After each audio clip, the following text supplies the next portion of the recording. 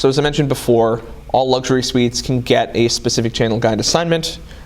In this case, for this demo suite, we've created a demo channel guide that we're assigned to. You can create as many channel guides as you have ideas for rearranging channels. You could create an individual per channel suite guide, which we've talked about before, but this is where the assignment occurs. Once you create a new channel guide, it'll be present in this channel guide selection screen, and all you have to do is click on the one you want to use and hit save. Channel guide configurations, by the way, also require DMP reboot in order to take. So once you make an adjustment to a DMP that's in a luxury suite, if you want that channel guide change to take, you have to reboot that device. Channel definitions. So channel definitions are where you can define your video multicast sources, URL channels, DMP encoded sources, or enable HDMI streaming in. The only channel that is loaded into Cisco Vision by default, is the HDMI in channel. Typically it's assigned to 0, and if you push this channel out to a DMP that has it as a part of its channel guide, if it's a UHD2 style DMP, if you're putting HDMI into that DMP, it'll pass it out to the display. It's just an HDMI pass-through channel. Multicast video streams. So the configuration for one of these devices really just requires a channel name, a multicast address, a port, and a channel number. The rest of these are related to the way this shows up in the channel guide or in the channel banner. So the long name, for example, will show up in the channel banner when it pops up. The description will occur in the channel guide when that channel is selected. The short name doesn't currently return anywhere except for in an API call, but typically I configure all 4 of those whenever I'm configuring a new channel. Channel numbers have to be unique. This is to say that you can't have 2 separate channel 1s, even if, for example, like in your suite application, you might want every suite to have the same channel number for your custom content. There's no mechanism for doing so. Every individual channel does have to have a unique number. Additionally, although this can be overridden, every channel does require a unique multicast address. So if I try to change this to a multicast address that exists in a different channel, it will throw me an error. These addresses typically come from your video head-end configuration. When systems are typically commissioned, usually a list of public multicast IPs are produced. You can also typically look these up here. What you're doing when you configure these channels is you're telling the DMP where to go to fetch the video. This 239.192.0.1 is a multicast group address at port 50,000. When you actually send a channel change to a DMP, you're telling it to subscribe to that media URL. In other words, the stream doesn't go through Cisco Vision. Cisco Vision just knows where the streams are and tells the media players to go out and join them directly. Because that video is multicast distribution, devices will only receive channels that they've asked for, and the local switch that they're connected to won't even receive that media stream at all until there's some device connected to it that wants it. So until somebody tunes to NFL Sunday Ticket 10, it only lives as far as the local video distribution switch where that source is provided. But if any device anywhere out in the network requests it, it then gets forwarded to your network core and then onto the local IDF and into the DMP. That process is part of the network configuration, all of which should happen automatically. Additionally, you can configure icons, small, large, and third party. These icons can be pulled either by a phone if you're using that for control, can show up on the DMP itself, or can be passed along via Control API. You upload these just like you would upload any piece of content. You hit the upload icon button, add the item in, and then make the assignment. The resolutions for these icons can be found in the Cisco Vision documentation. Now, apart from video streams, we also have the ability to take in and channelize URLs. Once you select the source type, selecting external URL, many of the same fields apply. You still create a channel name, a description, give it a long name and a short name, and a channel number. Just like with everything else, that channel number has to be unique. The difference is that instead of a multicast group address and a port, you just simply point this to a URL. A couple of really important caveats to think about with your URLs. It is important that the DMP be able to reach the content, which means that your video VLAN that the DMPs live in needs a route out to either the public internet if you're trying to reach out to public addresses, or to whatever the internal infrastructure is that hosts the site that you're looking for. It is also really important that the DNS configuration that actually resolves those hostname is valid in your environment. If it doesn't know where ampthinkboards.com is, it's not going to be able to fetch this content. You can also use the convenient test button to confirm whether or not a DMP is actually going to be able to render HTML content. So if we hit test, we'll get a green. Now I can change this to a nothing address.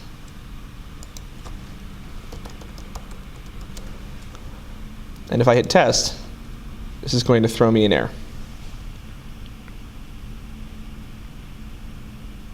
And it'll tell me external site may not render on the DMP. Resource did not receive a timely response. That's an indication that that site is unreachable. If we pick something that does exist, but that wouldn't render, it'll tell you that you do get a return response from that URL, but that there's an issue with the content. There are a couple of things that are not supported by, I think Chromium 65 is the browser version that's running on the DMPs. If it's a feature set not supported by that version of Chromium, typically that test will return an error that indicates what feature from an HTML perspective the website uses that is not compatible with the DMPs. It's just a good first stop for testing that web content will or won't work.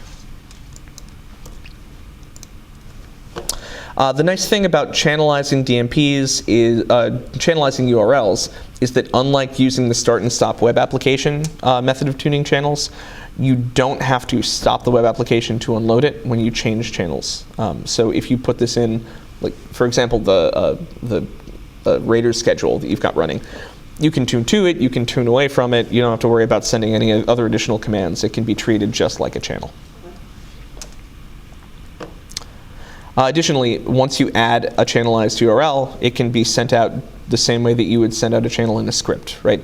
Using a full screen video or mixed action type, you can just drop the URL channel right there. Now, the next thing I'm going to touch again are these DMP encoding profiles. These are just the ability to configure profiles for outbound encoded media. That's where we set a DMP and send the command to start streaming, where it can either take its current display or the input from its HDMI port and turn it into a multicast channel. These are just configuration presets that can be set up. So if you wanted to, for example, play something back in 720p30, you could move your medium bandwidth to 720p30. That, again, that time to live, much like with PTP, that's the number of hops that a particular packet can take before the packet expires. So let's say that you wanted a DMP that only produced multicast that was consumable by devices on the local switch. You can set that TTL to 1, and this traffic becomes link local, only accessible to local DMPs. Apart from that, typically a higher TTL value is, the default value is the only one that you would ever really need to use, but 1 or 16. The encode bitrate, that's the expected output bitrate. DMPs will always encode at a constant bitrate as opposed to a variable bitrate. This is where that's defined. B-frames, this gets into how MPEG compression functions. Unless you have a real specific reason to modify the B-frame interval, I wouldn't change this from 0. And then delay, that's just the number of milliseconds that are added to allow the DMP to buffer its inbound content before it streams out. So that's an additional 50 milliseconds of delay that are provided before the stream actually hits from multicast distribution perspective. So any questions about either multicast channels or the DMP encoding profiles? Can we jump back to master channels for a second? Sure. So when you assisted me a few weeks ago with Fox Business, Yes. Did you have to manually change all the channel numbers that were Yes. sequential? One, you have to do it manually each one, right? Correct. And then typically you start from the highest number because you can move it up one, and that frees the conflict. Like, I'll show you. If I wanted to move 36 to 37, it'll show me an error because I don't have a unique channel number.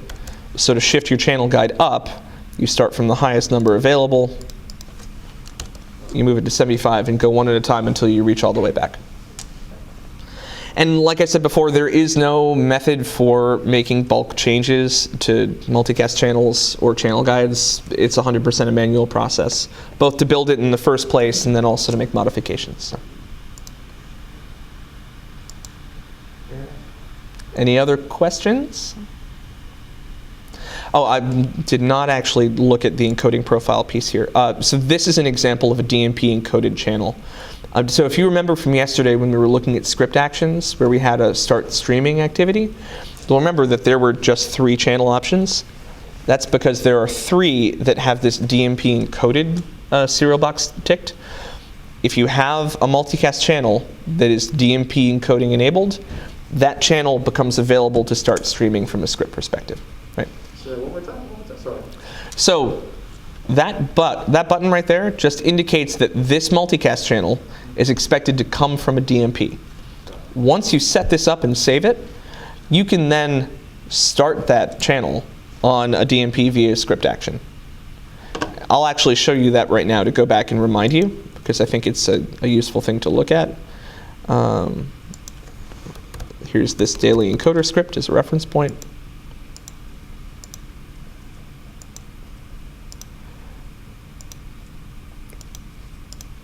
So if we look at the level 2 Hall of Fame, the assigned action is start HDMI in streaming, right? That means that the HDMI in port on the DMP, whatever is currently passing into that DMP, it turns into a multicast channel. And it does that based on the channels that are defined here. These 3 channels are in the channel guide. And where they are in the channel guide, they're just the 3 that have DMP encoding ticked on the channel. If that box isn't ticked, the channel will not show up here. So if you're trying to create a new DMP stream channel, this is where you assign the action to start the streaming, and how you set it up is in the channel guide. So in the South Hall of Fame Club, just to simplify this, wall plate goes HDMI into the DMP, gets encoded, is channelized, and then there's an active source impression. Correct. So basically, when you set up in the master channel list, you're both creating the channel that other DMPs can subscribe to and creating the settings for when you start the device that's going to stream the channel, right? And I'll show you again here the difference between your in-house one. Notice how DMP encoding is not ticked. South Hall of Fame, it is. And really, the only difference in the configuration is that you get this profile dropdown. And that's where you get to pick which profile you want to use. You can also make it completely custom for each channel, but typically high bandwidth is absolutely the way to go. Good with channel guides so far? All right, before we take to the next tab, which is channel guides, I just want to show you that you can do channel guide assignments from the channel definitions page as well. So if you notice, if we click on one of these channels, you'll see that on the right, you'll see a list of the channel guides that channel is used in. That's a really good, quick way of saying, okay, do I have this channel available in a particular guide? So if we click through, you'll notice that the in-house is not available in a couple of the channel locations because I haven't assigned it to the demo channel guide that we're using. So the demo channel guide gets cable channels, but no OTA and no in-house. If you wanted to assign that channel to the guide, you could just click the assign button, select the demo channel, and add it. It's one of 2 ways that you can do it. You can also remove in the same way. Select the guide that you want it removed from, hit the remove button, gone. If we now move on to the channel guide itself, it's the same thing but in reverse. instead of picking the channel and assigning the channel to the guide, we pick the guide and then assign the channel. Both let you do the same thing. The difference is that in the channel guide tab, you can create and delete your channel guides. So if we go, for example, to the demo channel guide, we'll see that these are all of the currently available channels in the guide. The assign button will show us all of the unassigned channels. We can then select and add them to that guide. When you assign channels, it does save automatically currently. It's one of the things where I believe that that is probably a bug, and it's probably meant for an intentional save, but it does require you to, does not require you to hit the save button. Once you hit the assignment, it saves automatically. The next piece is that much like how in the luxury suite configuration, you can select the channel guide in the luxury suite, you can just push the channel guide out to a luxury suite from here. So on the right-hand side, you'll see there's a list of the suites that a particular channel guide is used for. If you hit the assign button, it'll show you all of your available luxury suites. If you hit select and add, it'll assign that channel guide to that suite. And should we select multiple on that list? Yes. Okay. Now keep in mind, if your luxury suite does not use a channel guide, or if you have a location that's not in a luxury suite at all, the default channel guide is what it has access to. Now you can also change the default channel guide, but you can always identify it by the star next to it. The ticker box to the upper right that says default guide is what shows you that.